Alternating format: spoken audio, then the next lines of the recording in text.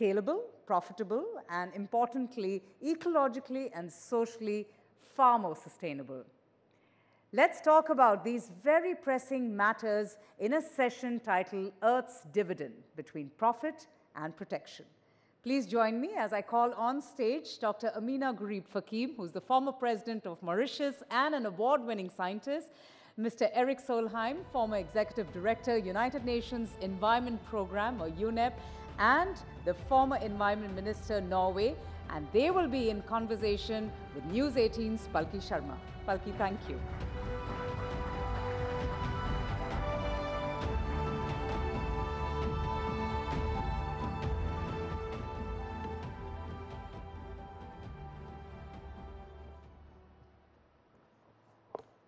Good afternoon, namaskar.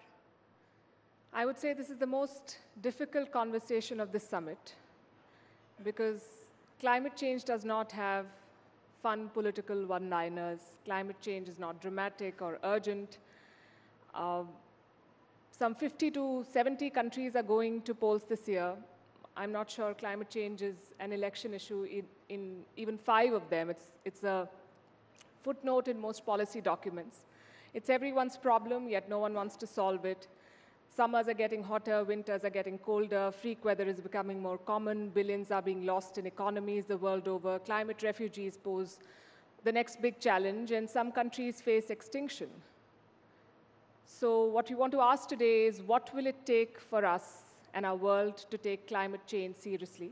With me are two very well-qualified and eminent personalities to talk about this. Aminah Gurib-Fakim, former President Mauritius, also a biodiversity scientist.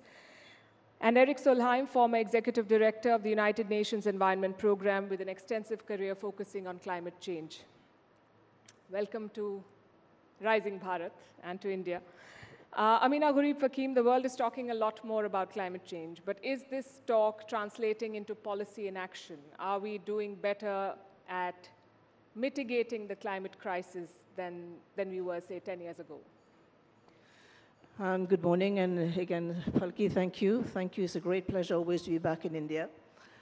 I'm here in India, and we are heading precisely towards the COP29, which will be held in Baku this year. You've mentioned something very important, the climate crisis. I think we all acknowledge that climate change is a threat to the world, to our survival on this planet. And are we taking it seriously? If we are to look at the crisis, the COVID crisis, I think it gives us an idea. It's a harbinger of what's to come in the future. And what we find, of course, is that the concept, rather the narrative, is still shaped in the us and them. Us, me, you, 85% of the global population living in global south, and of course the 15% of the global north. We still haven't realized that we have one planet, there's no planet B. If we go back to the COPs, which have been, of course, the key institution looking at the climate crisis, we find that we still didn't seem to be able to get the consensus around this issue. The successful COP may have been the COP21 in Paris, when the NDCs were approved and countries realized that we have a common, but we need a differentiated approach. And this differentiated approach comes down to money, comes down to finance. And we still, as we speak now, so many years after Paris, we still haven't come to the consensus of capitalizing the $100 billion for helping adaptation. I'm not talking about mitigation, but I'm talking about adaptation. We have seen subsequently incremental narratives of the Bridgetown Initiative. We talk about the loss and damage funds, but still there remain empty boxes. It becomes us versus them because someone has to fund climate action. Erik Solheim, and from where I'm seeing it, it's not a problem of money because there are governments that have poured billions of dollars into wars and the wars that suit them. So the money goes to Ukraine, but not necessarily to, say, the Sudan. So there is money. Is this a problem of lack of funds or lack of political will? The money is not a problem. That's what people speak about in international conferences, but it's not really the problem. And the reason for that is very simple. The price of solar energy has fallen by 90% in 1 decade. The price of wind energy has fallen by 85% in 1 decade. So if today, if you make the shift from from coal or from fossil fuels into renewables, not only is good for the health, everyone knows, not only is good for Mother Earth, everyone knows, it's also very good for the economy. It's cheaper, and that's why the calculus of the past was a thing of the past. In the 20th century, if you wanted to grow the economy, there was no other way than coal. That's why Europe did it, America did it, China did it, and India started doing it.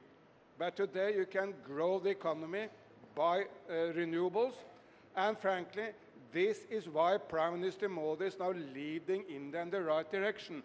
Because, mind you, he gets the big picture right. Prime Minister Modi understands that climate change and environment action is not a burden for India.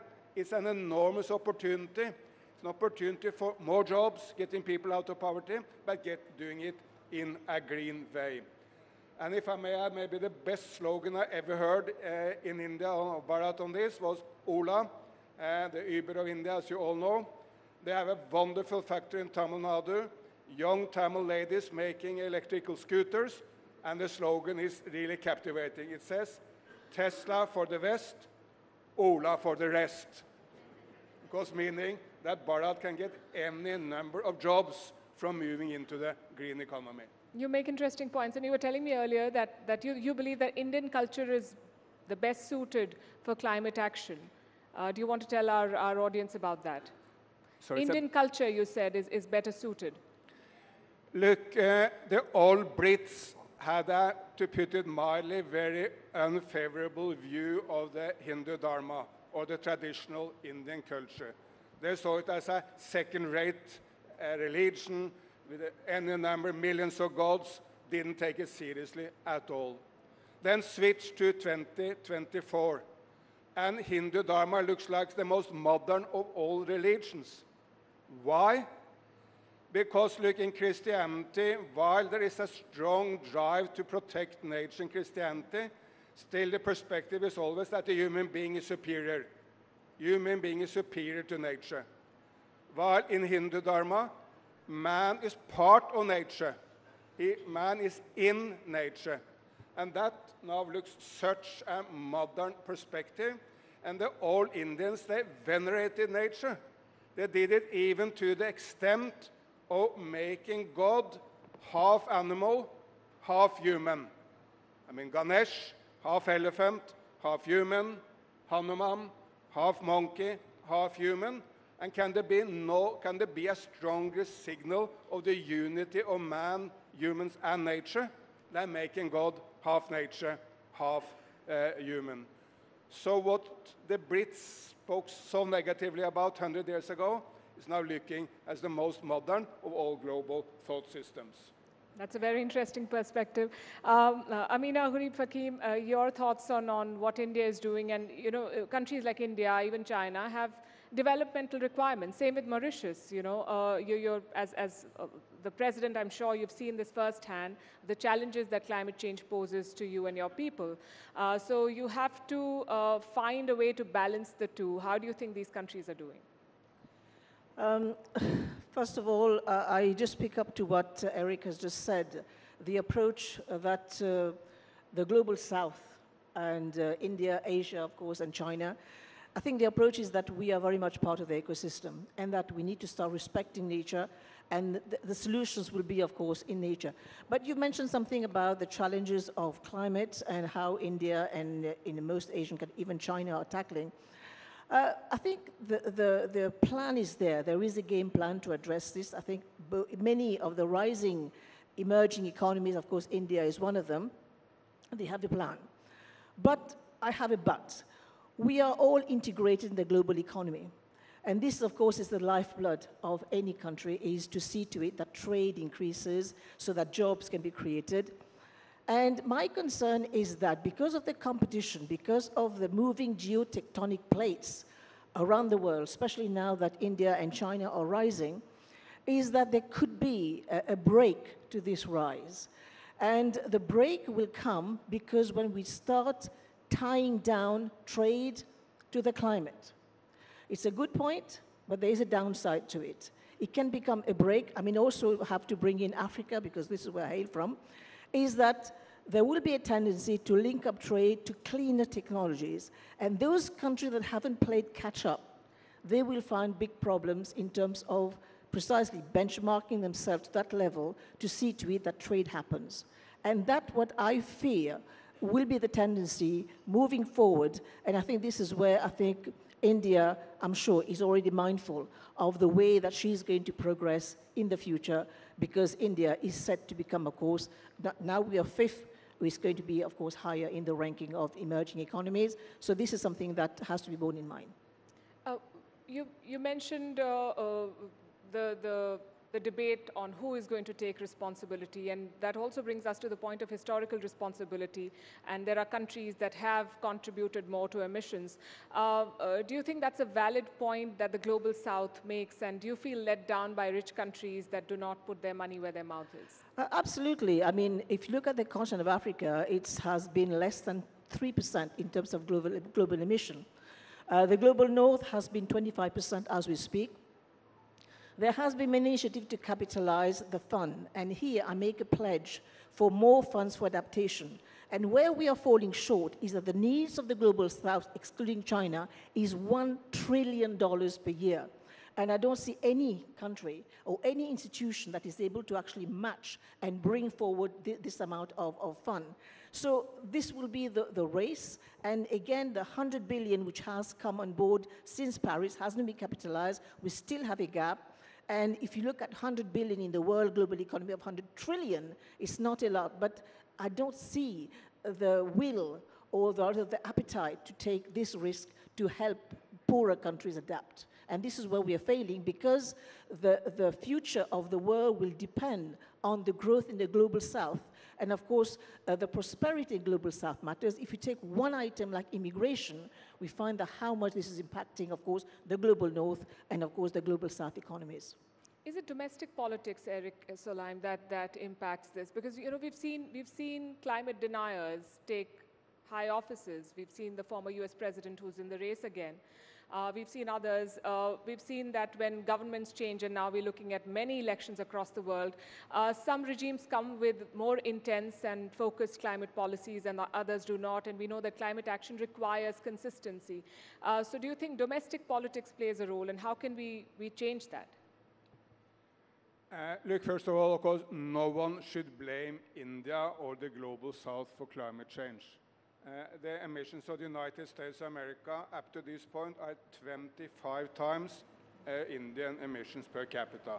So stop blaming the Global South. By the way, American emissions are also 8 times Chinese emissions per capita. So get that out of the picture. The one thing the environment movement gets wrong, in my view, is it sometimes framing the message as a message for the young and trendy.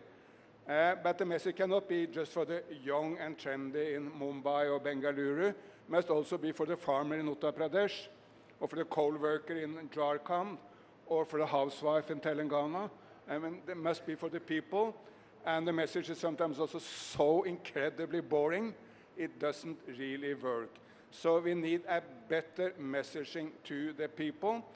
And we need to do it much more about the love for nature, make it a lot more fun, a lot more exciting, and maybe the most important of all, get out the message that the green transformation is a help to the people.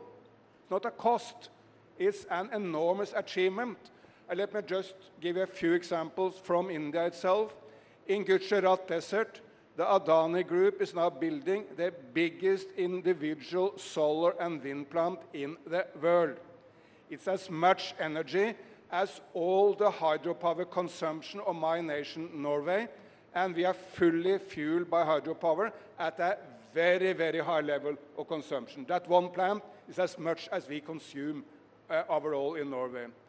Then, in Omkareshwar, in Madhya Pradesh, at the Narmada River, L&T and Hartek Solar and other companies are building the biggest floating solar in the world. Amazing. It's as much as 4 times the most controversial hydropower plant, again, in my nation, Norway. So it's big.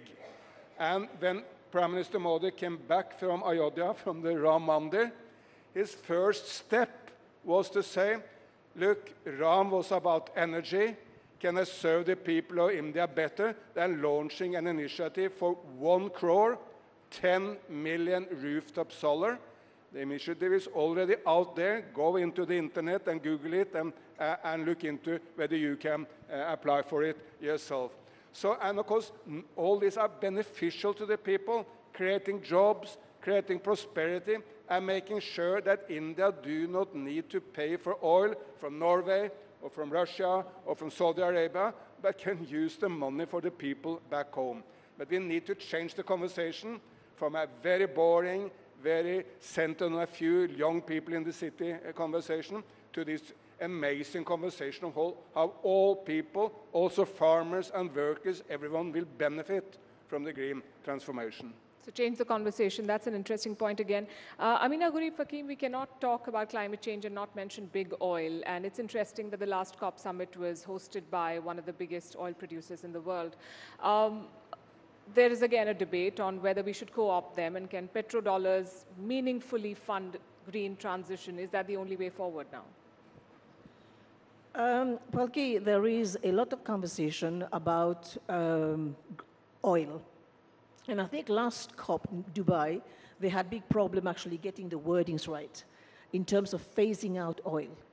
And unfortunately, if we call them down to brass tack, it will be difficult to phase out oil immediately.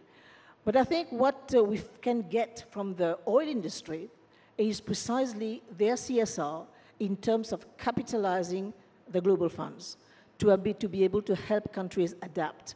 And I think this is where we make a pledge, because we are in election year in the United States, in India, in many of the major countries, we are going to go for election. So capitalizing the Green Fund will not be a priority for many countries. We are, of course, running out of time, but we make a pledge to the big corporations. And this is where the SDGs make a difference vis-à-vis the MDGs, because this is where we call for the contribution of the private sector. So if the private sector can help come on board and help capitalize the fund and help us reach this $1 trillion so that this global south can help adapt, because again, I will say, the global north depend on the global south because we provide the branch on which we are all sitting for our own survival. So it's in our interest to fund the funds to help adapt, because mitigation is already happening. Also, COP summits tend to have a very big participation, 70,000 in the Dubai summit, which I understand that they want to bring more voices on board, but it makes consensus that much more difficult. You mentioned the private sector.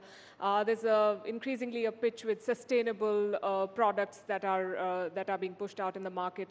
Do you think that it's just window dressing as of now? Do you think that there is a serious commitment where the private sector is concerned, that they want to make a difference and become part of climate change, climate action? So far, there have remained pledges, and the pledges haven't been translated into solid dollars. But I think when you look at a country like India, for example, which has a very big agriculture base, while we actually lambast agriculture as being an emitter, I think India can play a key role in transforming the ag sector into a net absorber. And with these tools that India can bring in terms of technology, and India has got very strong institutions in terms of addressing this, I think it can be a great boon in terms of addressing the climate crisis and become a net absorber and also create jobs. And here I have a special plea to make, because agriculture also means women, and we need to empower women to bring them on board to become these game changers in terms of addressing the climate crisis. Erik, Solheim, I have some data. Gen Z, 81% of them, according to a survey, the young generation, said that they were very concerned about climate change, and they've talked about climate anxiety. Another set talks about the multiplication of climate-related litigation. People are taking their governments to court. What is your message to the youth? Do you think that making climate action legally binding and forcing policymakers to look at this is the only way forward now? I mean, all in favor of that. I mean, cannot agree more than to any global agreement which will enforce regulations on climate. However, there is no need to wait for that, because acting on climate in India or any other place is creating more jobs, saving money on the global on the budget, and creating a much healthier and better society. So there's no need to wait for someone else. But if I may, since we come maybe to the close of the conversation, also make a couple of challenges to India, and what are the main issues India need to work on to do even better. I think one is still red tape. It takes too long to get permissions for renewable energies. That's, by the way, not just an Indian problem. It's a massive problem in the United States, in Europe, everywhere. One of the biggest wind makers in Europe told me, look, it takes a lot longer to get the permission to construct offshore wind than it actually takes to put up the windmills. And I think one reason why a state like Gujarat seems to be front in the lead in India, maybe that they got the relationship to business right at an early stage. It's a more efficient system, a more business-friendly system. Tamil Nadu is also in the lead, maybe for some of the similar reasons. So cutting red tape is essential. And the other, which may not be so popular to talk about in India, is the relationship to China. Because China is 60% of everything green in the entire world. Don't look to the West. They're far behind India. The only nation in the world which may be ahead of India is China. China has 60% of wind, solar, hydropower, electric cars, electric batteries, high-speed rail, whatever you look to, China is dominating. I think I'm going to interrupt there. Just one second on that. So the relationship between China and India is key, because tapping into this technology for India, while at the same time onshoring the jobs here. I mean, people in Bharat need jobs, so that is a first-rate issue for the development of renewables. India-China is a whole different conversation. Time is up, but I want one last word from you, your message to climate deniers. Climate is happening, climate change is happening, and I think all the indicators are pointing to this. But what I would like to see is more power, more technology, more finance to help us all together ride because time is running against us. And let's empower the youth, because I think it's their planet at the end of the day. So we need to empower them. We need to empower women so as to actually bring on board the changes that we'd like to see. Thank you. Right. As they say, we are the first generation to feel the impact of climate change, and we may be the last generation that can do something about it. Thank you very much for your thoughts and for being here today. Thank you so much, Dr. Fakim, Mr. Solheim. Thank you for your time. That was indeed a very insightful and informative session on climate change, which is the greatest threat that the world